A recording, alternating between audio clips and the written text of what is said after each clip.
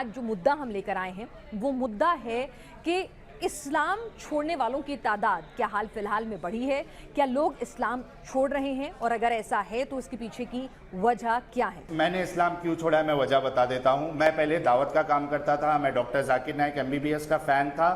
لوگوں کو اسلام کی دعوت دیتا تھا اور اسلام سے بڑی محبت کرتا تھا. لیکن جب میں نے اسلام کا مطالعہ کیا, اس کو پڑھا, تو کئی ساری چیزیں میرے سامنے ایسی نظر آئی جو مجھے انسانیت کے بالکل خلاف نظر آئی.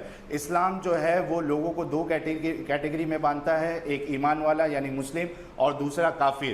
کافروں کے لیے اسلام کہتا ہے کہ یہ انکلین ہے, امپیور ہے, ورسٹ آف کریچر ہے. میں نے پہلے والے سیگمنٹ میں اس کا حوالہ دے دیا ہے. اسی وجہ سے چھوڑا کہ میرے کو اس میں انسانیت نظر نہیں آئی.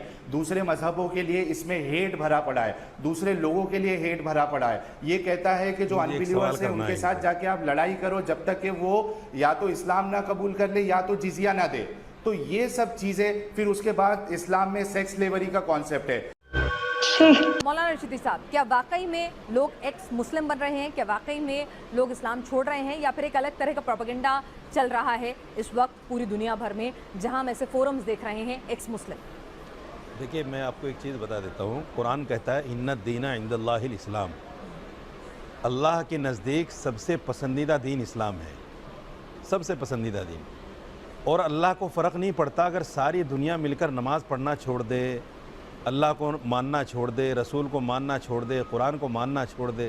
اللہ کو فرق نہیں پڑتا کہ وہ جتنا بڑا ہے اس سے کم ہو جائے گا, یا اگر ساری دنیا مل کر نماز پڑھنا شروع کر دے, قرآن کو پڑھنا شروع کر دے, وہ جتنا بڑا ہے اس سے بڑا ہو جائے گا. ایسا کچھ فرق نہیں پڑتا. آپ نے کہا کہ اللہ کو فرق نہیں پڑتا ہے کہ کوئی نماز پڑھے نہیں پڑھے, اسلام میں رہے نہیں رہے. اگر اللہ سبحانہ و تعالیٰ کو واقعی میں فرق نہیں پڑتا ہے تو نماز نہ پڑھنے پہ سزا کیوں, روزے نہ رکھنے پر سزا کیوں, جہنم میں کیوں جلائے گا اللہ اگر اللہ کو فرق ہی نہیں پڑتا ہے؟ کیونکہ اگر فرق نہیں پڑتا پھر بھی سزا دے رہا ہے تو یہ illogical, نان-سینسیکل بات ہے. دوسری چیز, اگر اسلام میں نہ رہنے سے اللہ کو فرق نہیں پڑتا, ان کا مرتبہ نہیں اوپر یا نیچے جائے گا, تو پھر مرتد کو جو اسلام چھوڑ دے, اللہ کے رسول صلی اللہ علیہ وسلم نے موت کی سزا کیوں بتائی؟ یہ پھنس گیا. انہوں نے جو کہا کہ نبی نے کیوں کہا کہ واجب القتل, واجب القتل کیوں کہا؟ دیکھیے, نبی نے پتہ کیوں کہا ہے, میری بات سن لیجئے پہلے.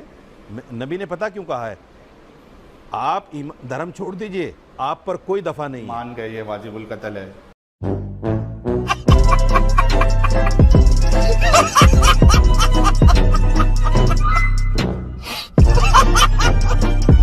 سنیے, میں مانا نہیں ہوں, ابھی تو میں نے بات ہی نہیں کی اس پر. آپ کہہ رہے ہیں مان گئے, چل جھوٹا. میں یہ کہہ رہا ہوں کہ نبی صلی اللہ علیہ وسلم نے یہ کہا ہے اگر کوئی دھرم چھوڑ دے تو چھوڑ دے, کوئی بات نہیں ہے, بالکل کوئی بات نہیں ہے. نہ نبی اس پر کچھ کہتے ہیں نہ قرآن اس پر کچھ کہتا ہے. کوئی اسلام کو مانے نہ مانے, ہزاروں کروڑوں اربوں خربوں لوگ ہیں جو نہیں مانتے اسلام کو. کیا ہم سب کو مارتے پھریں گے؟